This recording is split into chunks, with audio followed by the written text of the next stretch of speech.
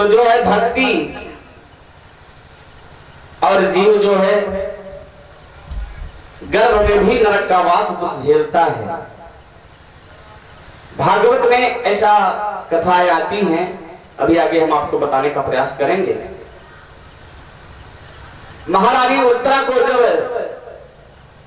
ब्रह्मास्त्र का जो है जलन होने लगा, ब्रह्म गर्भ खंडित होने लगा, दुख आने लगा, क्योंकि इनकी सासू मां ने बताया था कि जब दुख आए तो आप कन्हैया को जरूर याद करना। तो ये गई अपने ससुर के पास, अर्जुन के पास गई। अर्जुन ने भी नहीं सुना, कहा कि हम भी इस ब्रह्मास्त्र को वापस नहीं कर सकते।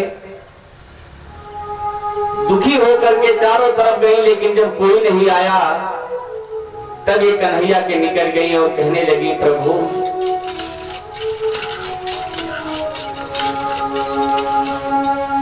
कहने लगी कि कन्हैया से जाकर के उनके चरण में गई और उनसे कहने लगी कि प्रभु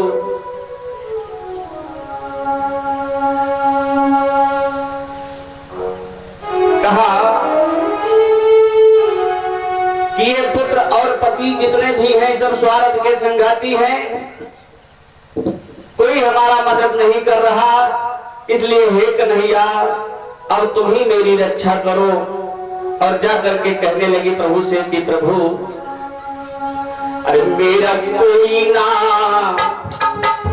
अरे मेरा कोई ना सहारा बिन तेरे, अरे नंदलाल सवरिया मेरे, मेरा कोई ना सहारा बिन तेरे, नंदलाल सवरिया मेरे। आप सभी लोग गए, नंदलाल सवरिया मेरे,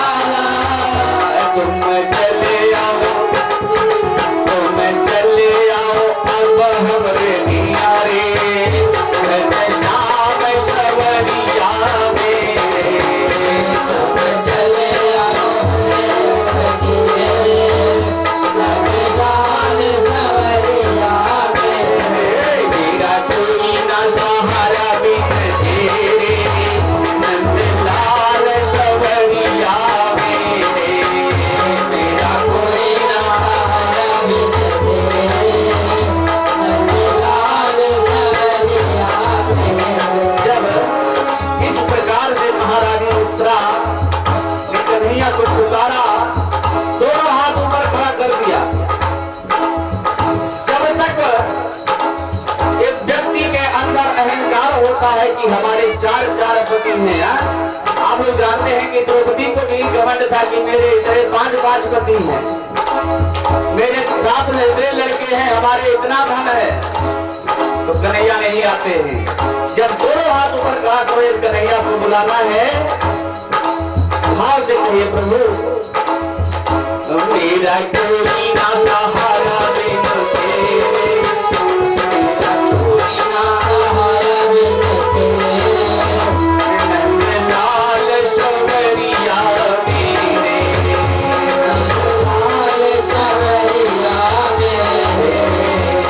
नंदलाल सवरिया मेरे, नंदलाल सवरिया मेरे, नंदलाल सवरिया मेरे, भाव होना चाहिए। अगर भक्ति होगा तभी भगवान आएंगे। और हमने तो उस दिन गाया था कि हमने आंगन नहीं बहारा कैसे आएंगे भगवान। मन से भगवान को भजन करना है। अगर पुकारना है तो जब तक अहंकार होगा कि हम बहुत बड़े राजा महाराजा हैं, बहुत बड़े हमारे परिवार हैं, कन्हैया नहीं आएंगे। जब जिसके मन में भगवान जो है आपके अंदर, जब चारों हाथ दोनों हाथ ऊपर खड़ा कर दिया कि सहारा अब किसी का नहीं, तब महारानी उत्तरा के इस निवेदन पर भगवान श्री कृष्ण दौड़े हुए चल देते हैं। और देखा कि ब्रह्मास्त्र के प्रयोग से महारानी उत्तरा का गर्भ खंडित हो गया है। वह भगवान जो कभी मां कौशल्या के गर्भ में निवास नहीं किया, क्योंकि गर्भ जो है नरक का स्थान है।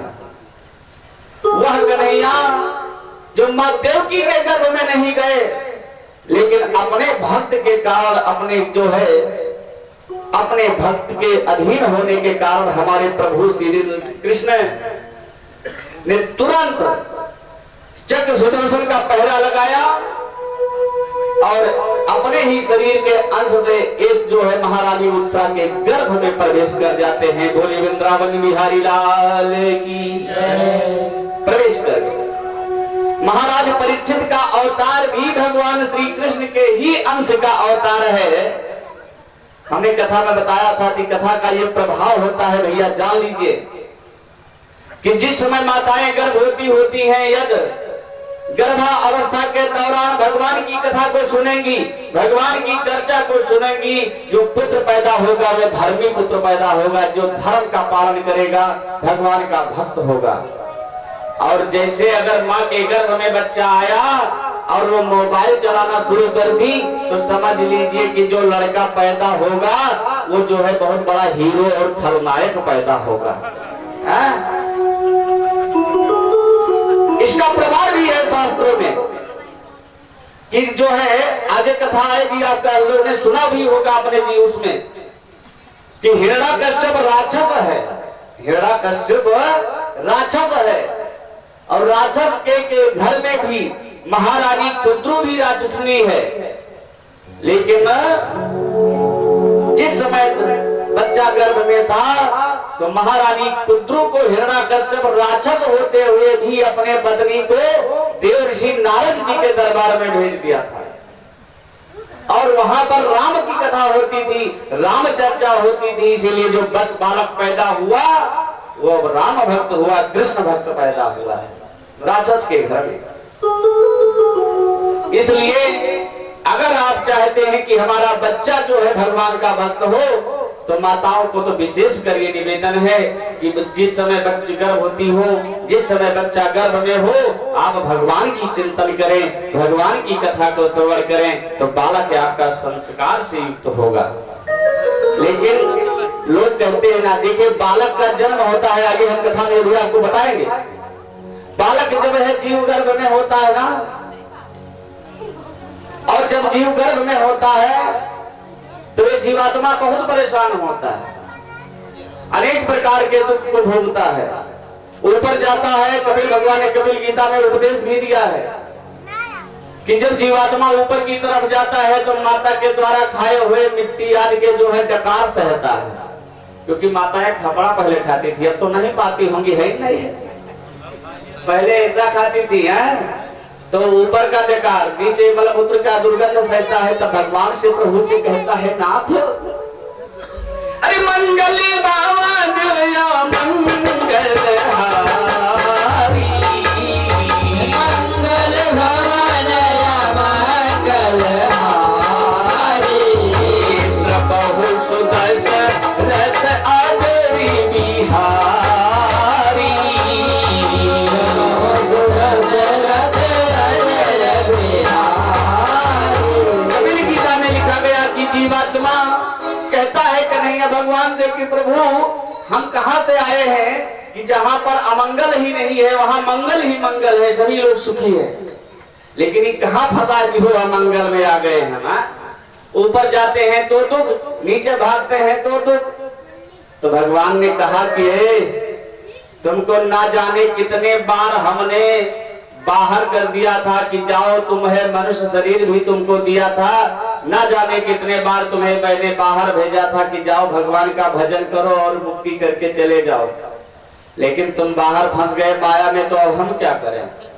कहता है प्रभु आप तो दीन दयाल हैं और आप तो कृपा करने वाले हैं, इसलिए दया करो, एक बार मौका दे दो, एक बार, अब ज्यादा नहीं, एक बार। तो भगवान ने कहा कि ठीक है। ये कहता क्या है कि अब प्रभु कृपा करो यही भांति, अब प्रभु कृपा करो यही भांति, सब तन भजन करावो दिन राति, सब तज भजन करब दिन राति, सब तज भजन करब दिन राति किया। और जैसे पैदा भा बालक तो लड़का रोने लगता है, और रोने लगता है तो माताएं हमारी जो है बड़ी चालाक है, तो थरिया बजाने लगती हैं, तो बालक आवाज सुनता है कि जानो भगवान विष्णु का जो है घंटा धुन बज रहा है, आनंदित होने लगा वो बालक कि जानो हमें पहुंच गए अपने वहां। लेकिन और जैसे लड़का का जन्म हुआ, 12 दिन नहीं हुआ तो बरही में कहीं बढ़िया नौटंकी का कंपनी बंधाई। अब चाहे ना बंधाओ, तुम्हें पहले बहुत नाच होता था, खूब नाच नचाते थे अपने लड़का में। तो जब लड़के की बरही में नाच नचाया तो बालक आगे चल करके वो भी नाचने वाला ही संसार में हो गया। ऐसा नियम है शास्त्रों का कि बालक जो है, कहते तो हैं, वो परंपरा आज भी चली आ रही कि बरही की दिन कहते हैं कि बुलाओ सत्यनारायण भगवान की कथा सुना जाए। बरही के दिन कथा सुनते कहते हैं, लेकिन पंडित जी क्या करें, और हम लोग भी पहुंचे और जा करके कहा 15 मिनट में सत्यनारायण जी की पाठ किया और शंख बजाए, कथा कहकर चले गए। अरे अगर बरही के दिन अगर आपको अपने बच्चे के जीवन में भविष्य चाहते हो तो सत्यनारायण जी की कथा सुनो, लेकिन शाम को बैठ करके राम की कथा करो, कृष्ण की कथा को सुनो, तो तुम्हारा बालक सद्बुद्धि प्राप्त होगा। और जब नौटंकी नचाओगे तो लड़का भी नौटंकीबाज होगा। इसलिए ये गर्भ का ही प्रभाव होता है, भगवान का भजन करना चाहिए। कपिल भगवान ने यहां तक के भी लिखा है कि ये जीवात्मा माता और पिता के द्वारा जो है गर्भ में प्रवेश करता है, बहुत अनेक प्रकार से दुख सहता है।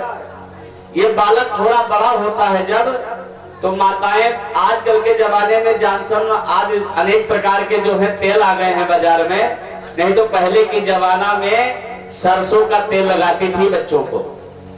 तो वे छेद के जतरा कीड़ा मकोड़ा सब बच्चे को काटते रहते थे।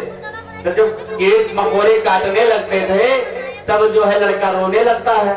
तो माताएं कहती है अभी हमने इनको दूध पिलाया है, ये क्यों रो रहा है बालक, नहीं मानते थे, उस बालक को पीटने भी लगती हैं। लेकिन वो बालक क्या कहता है, कपिल भगवान ने कपिल गीता में उपदेश दिया है